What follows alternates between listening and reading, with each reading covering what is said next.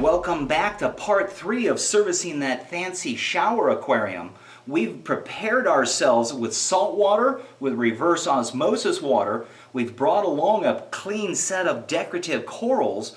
We've gone ahead, brought our supplies in, cleaned the inside of the tank. We're now getting ready to vacuum the gravel in the bottom of this tank.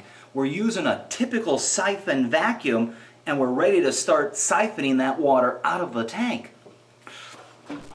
What vacuuming the gravel does is basically the same thing as vacuuming the carpet in your house at home. It helps extract a lot of the debris that's settled down amongst the granules of gravel. That can be uneaten fish food, it can be fish waste. Ultimately, our goal is not only to extract those particles of debris out of the tank, but along with that comes some of the dirty water, which in turn we're forced to end up replacing with good water back into the tank.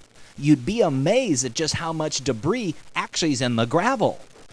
And as you can see, there's a fair amount of debris that's drawn out of the water via that siphon vacuum. And so what this allows us to do is rid the tank of dirt or uneaten fish food and fish waste that's collected at the bottom. At the same time, it allows you to determine, is the waste in the tank food that's been broke down biologically speaking, or is it food that hasn't been consumed yet? And maybe it's simply the results of overfeeding. And now that we've finished doing the vacuuming of the gravel, we want to address the filter system before we get too far along. And I will admit, I'm a little weak in what's called mechanical filtration on this tank, which essentially means there's a filter media someplace that traps out particles. Because I had to install that overflow, which is what I call a pocket overflow, myself, there is no pre-filtration up there. It actually occurs on the top of the drip plate above the bioballs. And what I've got is a filter pad that lies across that drip plate. And it traps out a lot of debris before it gets down into the bioballs.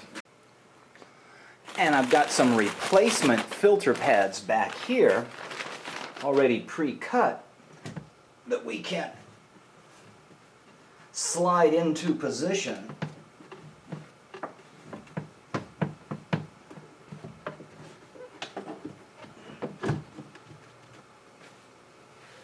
It's not the most effective spot, but in this case it's the only spot where I can do pre-filtration, because I want to minimize the amount of debris that ends up getting down here into these bioballs, because that'll just eventually clog up the flow passing through there, and I have to go in there and jostle those balls around and use a vacuum mechanism to try to clean it out, which I have in the past, so I'm trying to minimize that.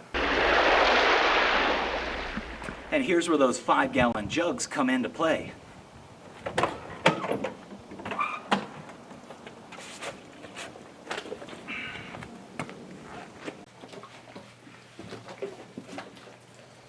Now, I had mentioned checking the pH earlier, and we did, but we also want to do something to help support that pH. And in this case, I'm using a marine buffer, which is a chemical or a powder that helps support the pH. We'll add this directly to the tank, although to be honest with you, the directions say dissolve it in fresh water and then pour it into the tank.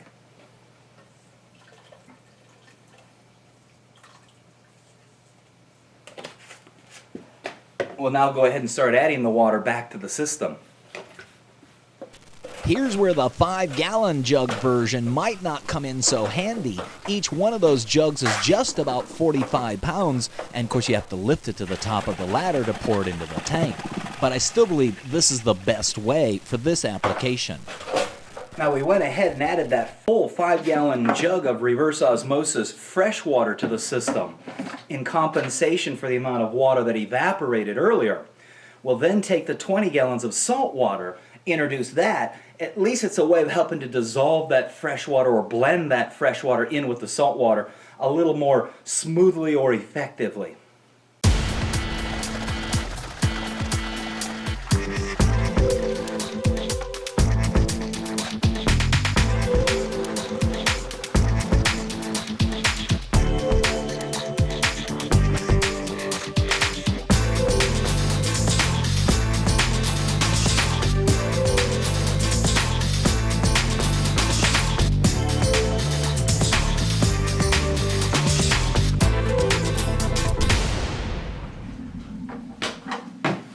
And we can now go ahead and turn the system back on. And that's done by plugging this pump back in.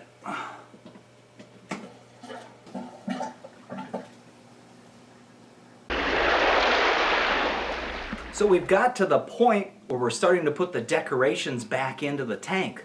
I've said this a number of times before, but this is kind of the fun part of doing the job.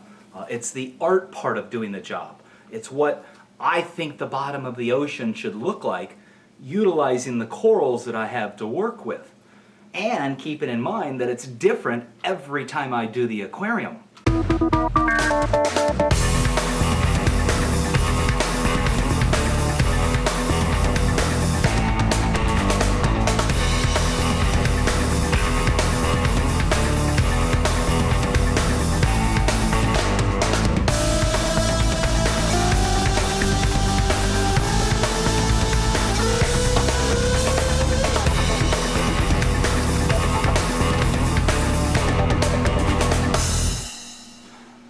So we've kind of finished with the decorations in the tank. We still need to clean the outside of the tank, but one of the things that is important is to always check the water level in your sump or reservoir or wet-dry trickle filter that sits down below. Even though we took out 20 gallons and put back in 20 gallons, we also added 5 gallons in compensation for the evaporation that occurred. That doesn't necessarily mean all of that balances out. So we want to double check the water level, because if it's too full down below in the filter, it's possible that if the power goes off, with the back siphoning effect that occurs at the return up in the tank, it could back siphon enough water that the filter could overflow.